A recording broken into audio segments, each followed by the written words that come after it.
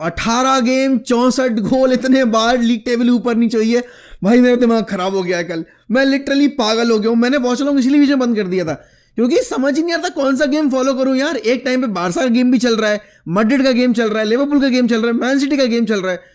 लेकिन यार एक बात तो माननी पड़ेगी, ये नया लीग फॉर्मेट जो था ना, ये यूसीएल का, भाई इसने इस पूरे लीग में फेस की सारी जो रौनक थी वो बढ़ा दी आखिरी दिन पे आते आते, बिकॉज इतने बार लीग टेबल में फेरबदल हुआ है। एक टाइम पे यहां पर आपने देखा कि लिवरपूल टॉप द टेबल बैठी हुई थी, सबको लग रहा था कि भाई वो आराम से जीत जाएंगे, लेकिन कल उन्होंने अपनी बी टीम उतार दी, जिसकी वजह से यहां पर पीएसवी को मौका मिला अपने गेम को जीतने का। बार्सिलोना, हमें लग रहा था यार बारसा इजी विक्ट्री निकालेगी एटलांटा के अगेंस्ट, जिस तरीके से वो खेले थे, निकल नहीं। एटलांटा वर्सेस बारसा का गेम बहुत ही बढ़िया रहा है, specially in the second half. आपने देखा कि रियल मैड्रिड ने ब्रेस्ट के अगेंस्ट 3 गोल स्कोर कर दिए, इजी विक्ट्री रही वहां पे। लेकिन एक टीम जिसको सबसे ज्यादा डिफिकल्ट सिचुएशन फेस करनी पड़ रही थी वो थी मैन सिटी। भाई मैन सिटी के अगेंस्ट पहला गोल स्कोर करके दे ही दिया था ऑलमोस्ट गहरा गहरा करके आपके क्लब ब्रूज ने, लेकिन उसके बाद एक रिएक्शन देखने को मिला सेकंड हाफ में, एंड मैन सिटी ने अपनी लाज बचा ली, पेप ग्वार्डियोला की इज्जत बचा ली, क्योंकि एक पॉइंट ऑफ टाइम पे लग रहा था कि man city is getting eliminated, मतलब प्लेऑफ की पोजीशंस पे भी नहीं आ पाएंगे। क्योंकि आपको पता है जो नया फॉर्मेट है उसके अकॉर्डिंग 1 से 8 तक की टीमें जाएंगी डायरेक्ट क्वालिफाई करके आपके राउंड ऑफ 16 के लिए, और उसके बाद 9th से लेकर 24th प्लेस पे जो टीम होंगी वो खेलेंगी प्लेऑफ। अब हाँ, मैन सिटी डायरेक्ट क्वालिफाई नहीं कर पाई है, एक तरह सीजन देखा जाए तो कुछ अच्छा जा नहीं रहा है। आप ऑलरेडी यहां पर कैराबाओ कप से बाहर हो गए हो, आप यहां पर प्रीमियर लीग में भी टाइटल रेस में हो नहीं, और चैंपियंस लीग में भी आप यहां पर डायरेक्ट क्वालिफाई करके राउंड ऑफ 16 में नहीं गए। अब आपको 2 एक्स्ट्रा फिक्सचर खेलने पड़ेंगे, होम एंड अवे, यहां पर आपके जो प्लेऑफ होंगे, और उसके बाद आप जाओगे क्वालिफाई करके अगर आप जीतते हो राउंड ऑफ 16 के लिए। तो मैन सिटी की सिचुएशन थोड़ी डिफिकल्ट थी, लेकिन ये जो लीग फॉर्मेट था, इस लीग फॉर्मेट ने बहुत सारी टीम्स को होप दी है, क्योंकि बहुत सारी टीमें एलिमिनेट हो जाती थी, और फिर यहां पर उनको जैसे प्लेऑफ का अभी मौका मिल रहा है ना, एक और एक्स्ट्रा चांस क्वालिफाई करने का राउंड ऑफ 16 के लिए, वो नहीं मिलता था। ऑलमोस्ट आप देख रहे हो यहां पर हर एक टीम के पास पॉसिबिलिटी है कि वो आसानी से अपना मैच जीत के क्वालिफाई करके जाएं। आप एटलेटिको मैड्रिड को देखोगे, आप यूवेंटस को देखोगे, आप मिलान को देखोगे, आप पीएसवी को देखोगे, स्पोर्टिंग को देखोगे, मैन सिटी, रियल मैड्रिड, ये सारे क्लब्स कंपीट करेंगे एक दूसरे के अगेंस्ट, और इनमें से जो जीतेगा वो जाएगा अगले राउंड में। लेकिन यहां पर चैंपियंस लीग के साथ साथ आज है हमारा मुकाबला यूरोपा लीग का। लेकिन इन सारे मुकाबलों पे अपन जाएंगे, सबसे पहले बात करनी पड़ेगी हमारे ट्रांसफर न्यूज रिलेटेड, क्योंकि आपको पता है हम ऑलरेडी यहां पर पैट्रिक डोरगू को और एडन हेवन को साइन कर चुके हैं। अब हमारा पूरा फोकस है कि हम अटैकर ऐड करें।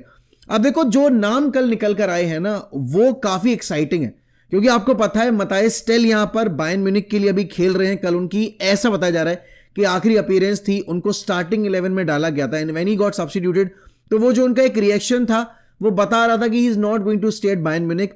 फेब्रिजियो ये चीज कंफर्म कर चुके हैं, डेविड ऑन्स्टीन ये चीज कंफर्म कर चुके हैं that yes more than 5 clubs are interested in Mathys Tel, and उसमें से जो 2 क्लब्स हैं वो हैं स्पर्स और आपके यूनाइटेड। अब स्पर्स अगर वो जाएगा तो शायद यहां पर उसको फर्स्ट टीम स्टार्टिंग पोजीशन मिल जाए, लेकिन क्या पॉसिबिलिटी मिलेगी यहां पर बड़े लेवल पे खेलने की? वो मैं कहूंगा नहीं मिलेगी। यूनाइटेड यहां पर फंसी हुई है इस चक्कर में कि वो गर्नाचो और रैशफोर्ड साथ क्या करेंगे। अगर देखो गर्नाचो से मूव ऑन करते हैं वो, तो फॉर श्योर मेरे हिसाब से यहां पर आप देखोगे कि वो मथायस टेल को परमानेंट बेसिस पे साइन करने की पूरी कोशिश करेंगे। एंड देन आप यहां पर अगर रैशफोर्ड, जिसके न्यूज आ रही है कि Galatasaray is highly interested in getting Marcus Rashford, अब ये अभी तक किसी भी रिलायबल सोर्स ने यहां पर ट्वीट नहीं किया है, रिपोर्ट नहीं छापी है, लेकिन हाँ इस न्यूज के रूमर्स हैं दैट गैलातासराय रैशफोर्ड के पूरे वेजेस कवर करने को तैयार है। तो अगर ऐसा है, मैं कह रहा हूं पूरे छोड़ दो यार, अगर वो 50% भी वेज कवर करने को तैयार है तो मेरे हिसाब से यहां पर रैशफोर्ड को हमें ऑफलोड कर देना चाहिए। बट बात यह कि क्या रैशफोर्ड जाना चाहते हैं, बिकॉज रैशफोर्ड अभी भी वेट कर रहे हैं किसी बड़े क्लब का। लेकिन मथायस टेल की signing would be an absolute upgrade, एक डायरेक्ट अपग्रेड होगी ओवर गर्नाचो। देखो I love Garnacho to bits, but हम सबको पता है यहां पर Garnacho is very very very raw, और अभी उसको अपने गेम में बहुत इंप्रूवमेंट की जरूरत है।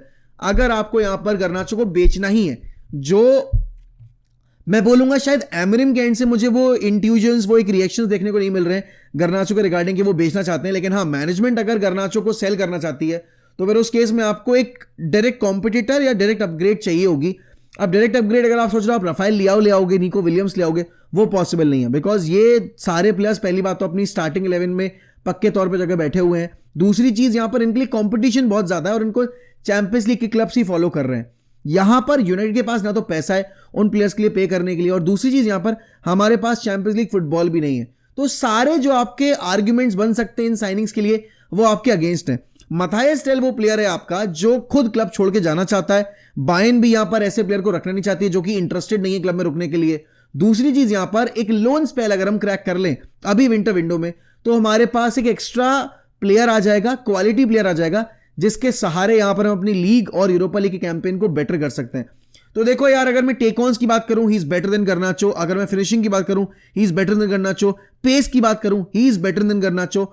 जो इनसाइड फॉरवर्ड हम मार्केट में ढूंढ रहे हैं रूबन एमरिम सिस्टम के लिए, because Ruben Amorim doesn't use एक winger, he use inside forwards, इसीलिए मथायस कूनिया, मथायस टेल जैसे प्लेयर्स आपके यहां पर ज्यादा प्रॉफिटेबल होंगे इस सिस्टम में। तो मथायस टेल की signing would make absolute sense, it's a 10 on 10 signing for me अगर होती है तो, given the fact that we really lack those players जहां पर जो पेसी भी हो और डिफेंसिव इनपुट देने के लिए अपने आप को प्रोवाइड भी करें, भाई अवेलेबिलिटी रखें अपनी। एंड मैच डे सिलेक्शंस के रिगार्डिंग अगर बात की जाए तो यस ही इज देयर, और मैच डे सिलेक्शंस की अगर बात आई है तो एक प्लेयर है जो वैसे अवेलेबल नहीं रहता है, लेकिन जैसे ही न्यूज आती है, मतलब पता नहीं कैसे भाई क्या क्या यहां पर समीकरण बैठते हैं कि साला इधर हम एक लेफ्ट बैक या लेफ्ट विंग बैक साइन करते हैं और उधर Luke Shaw rises from the ashes, बल्कि जैसे फीनिक्स नहीं राइज करता है अपनी ही राख से, वैसे ही रैशफोर्ड आपके, सॉरी नॉट रैशफोर्ड तो राइज कर ही नहीं सकते, लूक शॉ यहां पर अपनी ही राख से यहां पर उठ के खड़े हो जाते हैं। अब कल न्यूज आई है कि डोरगू हमारा परमानेंटली साइन हो चुका है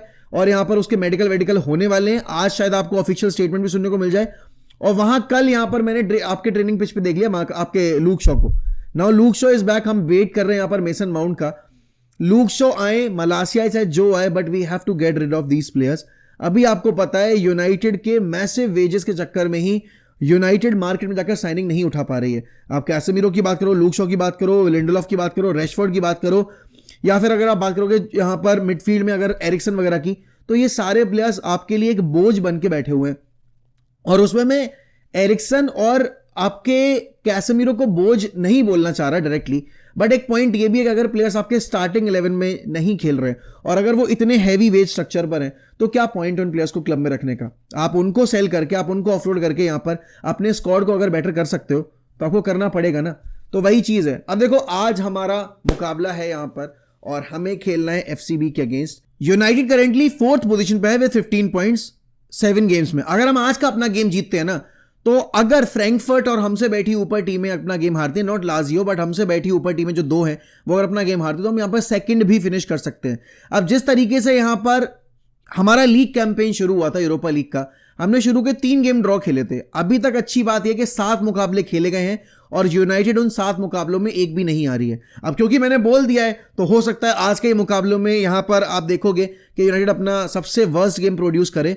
ऑलरेडी हमने देखा है कि साउथहैम्पटन वाली परफॉर्मेंस हो गई या ब्राइटन वाली परफॉर्मेंस हो गई, वो अप टू द मार्क नहीं थी, और इवन पिछले गेम की हमारी जो परफॉर्मेंस थी वो भी अच्छी नहीं थी। लेकिन अच्छी बात यह है कि यहां पर हमने यूरोपा लीग में गोल्स भी स्कोर किए और हमने गोल्स कम भी कंसीड किए हैं। तो यहां पर एमरिम की आज की टीम जो होगी, मेरे हिसाब से बाइंदे स्टार्ट करेंगे आपके स्टार्टिंग 11 में। देन आप देखोगे यहां पर मथायस डिलिट और लेनी ओरो स्टार्ट कर सकते हैं alongside Lisandro Martinez. Then up top आपके होंगे 2 जो विंग बैक्स होंगे, वो होंगे मेरे हिसाब से आपके लूक शॉ एंड माजरुई। मुझे नहीं लगता यहां पर आपके मलासिया को स्टार्ट दिया जाएगा, लेकिन दिया भी जा सकता है बिकॉज आपको 3 दिन के बाद यहां पर प्रीमियर लीग में भी खेलना है। तो हाँ, आई वोंट बी शॉक्ड अगर यहां पर आपके टायरल मलासिया को स्टार्ट मिलता है। तो दूसरी चीज यहां पर मिडफील्ड में मेरे हिसाब से कोबी मेनो और आपके टोबी कॉलियर खेल सकते हैं, नॉट मे बी उगारते, बिकॉज उगारते को हम प्रोटेक्ट करना चाहेंगे।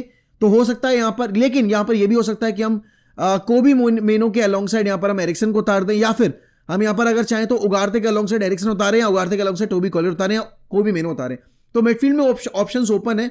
अप टॉप मेरे हिसाब से अमाद डियालो और ब्रूनो फर्नांडिस खेलेंगे।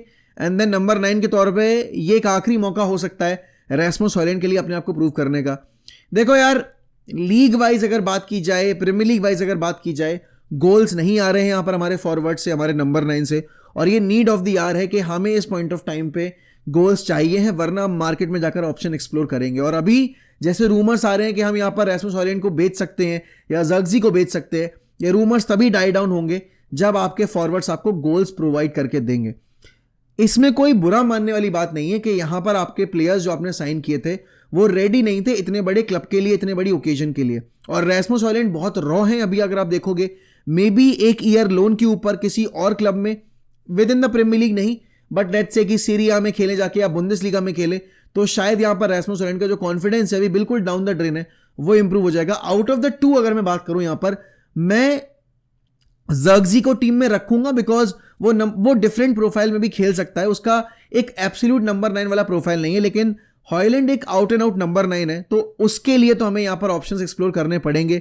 आई don't want to sell him because इतना बड़ा मार्केट प्राइस अगर आप पे कर रहे हो किसी प्लेयर के लिए, और लगातार इतने सारे प्लेयर्स के लिए आपने जो मार्केट प्राइस पे किया है, उसके बाद यहां पर अगर आप उस प्लेयर के ऊपर गिव अप कर दोगे 1.5 साल के बाद, तो वो कभी भी आपको फ्यूचर प्रोस्पेक्ट्स को साइन करने की अपॉर्चुनिटी नहीं देगा। क्योंकि ये जो प्लेयर्स है जैसे मैथाइस टेल हो गया, अपकमिंग बिग टैलेंट है, वो भी सोचेगा यार कि सोचो यार ये टीम लेकर आई एक प्लेयर को, वो अच्छा परफॉर्म नहीं किया और ये 1.5 साल के बाद ही उससे मूव ऑन करना चाहते हैं, तो ये किसी भी तौर पर उनको कॉन्फिडेंस नहीं देगा कि हाँ यार मैं अगर इस क्लब में जाऊंगा तो मेरे लिए भी यहां पर इस तरह की सिचुएशन राइज हो सकती है, तो वो चीज हमें देखनी पड़ेगी। उसके अलावा यहां पर मेरे ख्याल में मार्केट वैल्यू भी आपको हॉयलैंड की इतनी मिलेगी नहीं, अगर आप बेचने जाओगे तो आपको बहुत लॉस सफर करना पड़ेगा। Rather than doing that, give him time, send him on loan, and फिर उसको ऐसे क्लब भेजो जहां पर उसको स्टार्टिंग 11 में लगातार जगह मिले। अब ये क्लब ढूंढने की रिस्पॉन्सिबिलिटी आपके टॉप ऑफ द हायरार्की बैठे लोगों के ऊपर है, लेकिन हमें अपना स्काउट नेटवर्क इंप्रूव करना पड़ेगा भाई। जो गलतियां हमने इन प्लेयर्स को साइन करते हुए की हम दोबारा नहीं कर सकते। आपको सारी की सारी टीम यंग प्लेयर्स पे नहीं बनानी है, आपको ये सारी टीम यहां पर एक combination of experience and young players के अराउंड बनानी है, जिससे कि एक राइट बैलेंस बना रहे टीम के अंदर। मैं तो चाहूंगा आज का मुकाबला हम जीतें और कंफर्टेबली जीतें। मेरे हिसाब से यहां पर हमें कम से कम 3 से 4 गोल मारने चाहिए। अवे फ्रॉम होम हमारा रिकॉर्ड एमरिम के अंदर सरप्राइजिंगली अच्छा रहा है, जो टेनहैग के अंडर नहीं था वो एमरिम के अंडर बेटर रहा है। अब आज के मैच डे में यहां पर रैशफोर्ड इंक्लूड किए जाएंगे नहीं किए जाएंगे, कैसेमीरो को स्टार्ट मिलेगा नहीं मिलेगा, मेरे हिसाब से इन 2 प्लेयर्स की पॉसिबिलिटी स्टार्ट करने की उतनी ही है जितनी यहां पर यूनाइटेड की प्रीमियर लीग जीतने की है, जो कि है नील बटा सन्नाटा। बट फुटबॉल में कब क्या हो जाए किसी को पता नहीं होता है, हो सकता है कैसेमीरो को आज स्टार्ट मिल जाए, बट लेट्स सी क्या होगा क्या नहीं होगा। लेकिन हाँ, चैंपियंस लीग में कौन सी टीम यहां पर सबसे इंप्रेसिव रही, किस टीम ने आपको सबसे ज्यादा डिसअपॉइंट किया, और कौन सी टीम यहां पर एक डार्क हॉर्स की तरह बन के निकल के आई है, बताइए मुझे कमेंट सेक्शन में। आपकी क्या प्रेडिक्टेड 11 है आज के मैच को लेकर, और आप क्या स्कोर लाइन प्रेडिक्ट कर रहे हो वो शेयर करो कमेंट सेक्शन में मेरे साथ। और हाँ, अगर आप चैनल पे नए हैं ना तो फॉलो करना और सब्सक्राइब करना बिल्कुल नहीं भूलना। Hit that bell notification icon, जिससे कि आपको लगातार नोटिफिकेशन मिले हमारे सारे लाइव वीडियोस की, और यहां पर हमारे जो शॉर्ट टर्म वीडियोस हैं उनकी भी। चलो इसी के साथ मैं आपसे लूंगा अलविदा, मिलता हूं अगली वीडियो में। ध्यान रखिए अपना, बाय बाय, टेक केयर।